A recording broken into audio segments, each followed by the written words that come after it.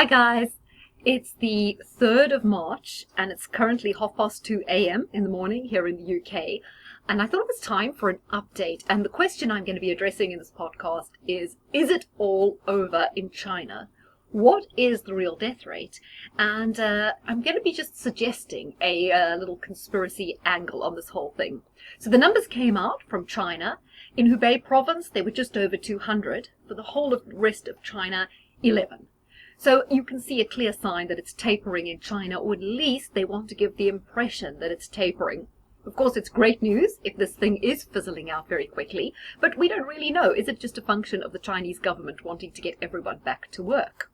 So I've been having a look at the death rates across different countries, the countries with the most cases. But I'd first like to say that the numbers per country are really a function of how many tests are being done. So, for example, this was tweeted, and it comes from worldometers.info/coronavirus. South Korea have performed 109,591 tests. So that is 2,138 per million people, which is way ahead of the next best, which is Italy, who are testing 386 per million. Australia, 235 per million. So Australia are doing a lot of testing. Oh, sorry, it's Austria that's doing a lot of testing. And they don't have that many cases there. Switzerland is testing 214 per million. The UK, 199 per million. So a lot of testing going on in the UK, not many cases showing up, which probably is a fair reflection of it hasn't really expanded here, fortunately. Finland are the next, testing 23 per million. Turkey, 11 per million. Turkey haven't showed up with a single case yet, which I'm rather suspicious of. But here, the USA have only tested 472 people. That's 1 per million. And today, on the CDC website, they removed the section that tells how many people have been tested. So now we don't even know how many people are actually being tested in America. We've been told that they're going to expand testing, which was currently only available in certain tests. But really, the true extent of this disease in America is really a closely guarded secret because they're doing so little testing. So let's just have a look at the death rate. So I had a look at Hubei province, where we had 67,103 deaths. I took that total yesterday evening, just before the latest numbers came out. And the death toll was 2,803, which gives you a death rate of 4.17%. Guangdong is the next province in China with the most cases, so it's 7 deaths out of 1,349, which is 0.5%. Henan province had 22 deaths out of 1,272, which is 1.8%. If we look at South Korea, we have 28 deaths out of 4,335, which is 0.6%. So South Korea are probably the most reliable, given that they have tested so many people. So 2,138 per million. So I'd say that's quite a reliable number, and it's also a high sample size. So maybe we should take that the death rate is actually not as high as the 2.5, which was initially suggested by the WHO. Italy, 52 deaths out of 2,036. They hitting the magic 2.5% death rate, which was initially postulated. The Diamond Princess, as I talked about, had 6 deaths out of 763 cases. That's 0.7%. Iran have 66 deaths out of 1,501, which is 4.4%, rather high, similar to Hubei.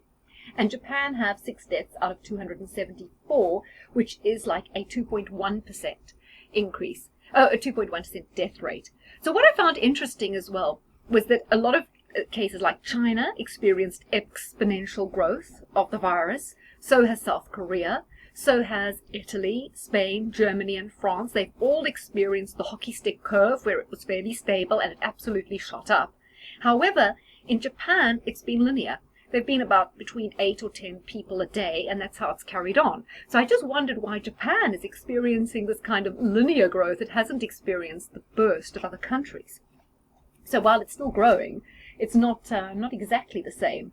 Now, there's been a lot of suggestions that although there's only one case currently in Egypt, there are about 3 or 4 cases showing up in Canada of people who've been to Egypt. There's a case in Japan of someone who's been to Egypt, and various other cases. I think it might have been Morocco. I'm not 100% sure, but I've noticed during the day there are cases popping up of people who've been to Egypt who are showing up with coronavirus. So it seems rather odd that only one person is registered as having it in Egypt, yet it seems to be exporting cases.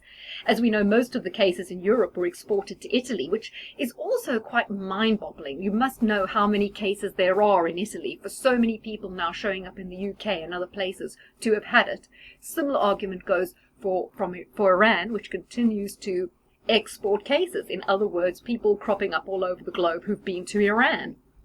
Yeah, so quite a few cases in new places today, like Morocco, Senegal, Ecuador was showing up with quite a few. I think we've had some Luxembourg, Andorra. More places keep popping up, but I in general think it's going to taper. I think, as they say, beware the Ides of March. I think March could actually be a tipping point.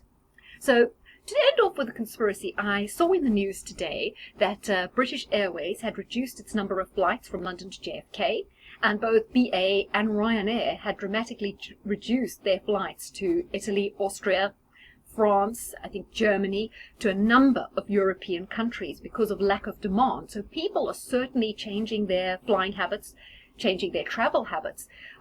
It was reported on France 24 News that the EU are losing $1 billion in tourism revenue per month. So it's undoubted that this has had an effect on people's habits. I'm wondering if the people behind the Green Lobby are watching this and thinking, wait a minute, people are prepared to change their travel habits in the face of a crisis. I also note that people were saying on the New York subway it's far more empty than usual. And I don't know if any of you guys listening have noticed in the area where you live, if people are traveling less, talking about holidays less, going to the shopping mall less frequently. I've noticed a small drop-off in my area of people doing such things.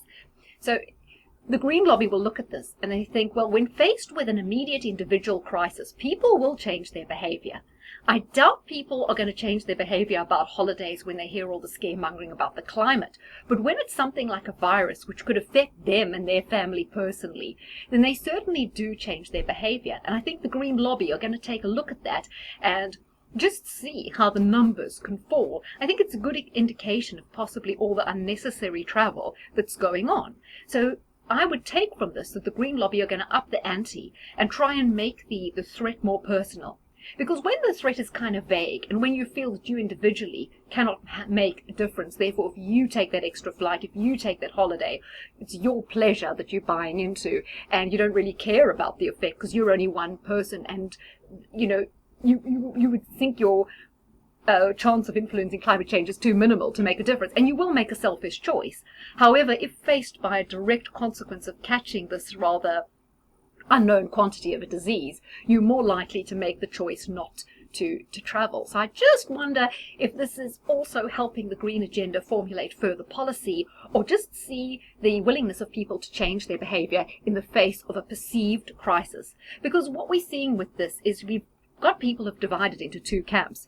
You've got on one side people say this is a hoax, it's an ordinary common cold, it's going to fizzle out in the summer, it's not important. You've got other people who are very, very worried about it. But you do see through the market's reaction that it's going to affect all of our lives, no matter what we think about it. It's going to have an impact on our lives, on the economy, on the supply chain. Maybe even if other people panic buy, it affects you. So it's definitely having an effect on all of us, and it's very interesting the way different governments are going to react. So like with terrorism, there's always new measures come in place to deal with it, and they don't tend to go away when the threat goes away. So if there are going to be new measures like countries putting people in lockdown, forcing people into quarantine, like they're talking now in Seattle, buying hotels and forcing people into kind of modular accommodation for quarantine, when we see all these measures ramped up, it really is martial law stepping in, and it could later on be used for different crises, maybe for protest or whatnot. So, it's very easy to put these measures in place to deal with the threat of a virus, which is generally concerning people. But these measures don't tend to go away. They will linger on and be used in ways to restrict our civil liberties in the future, which is kind of worrying. And I just thought there was something else I was going to mention. I just lost my train of thought yes, do you notice how this has totally stopped the yellow vest protests, the protests going on in Hong Kong? And my friend in Chile tells me she believes it's going to be used to stop the protests that were due to start in Chile in March. That's also kind of Antifa-style protests, right? So it's definitely forming a number of functions for the elites. And it's a great test run. So I believe this is real. I do believe people are getting sick, but it's the elites never miss an opportunity, do they, to roll things out. So just wanted to add those points and do a brief update. But as I say, it definitely seems to be fizzling out in China. Do they want to just fizzle this out before the summer so it doesn't interfere with the Olympics? Maybe they've had enough of it and they're ready to taper this down. Or maybe it's just the warmer weather and the changing climate. Who knows? Maybe this thing has run out of legs. There's so many variables. We really can't tell. And even the numbers, like I did with the death rate, it's highly, you have to presume they're giving you the correct numbers, which is a big presumption.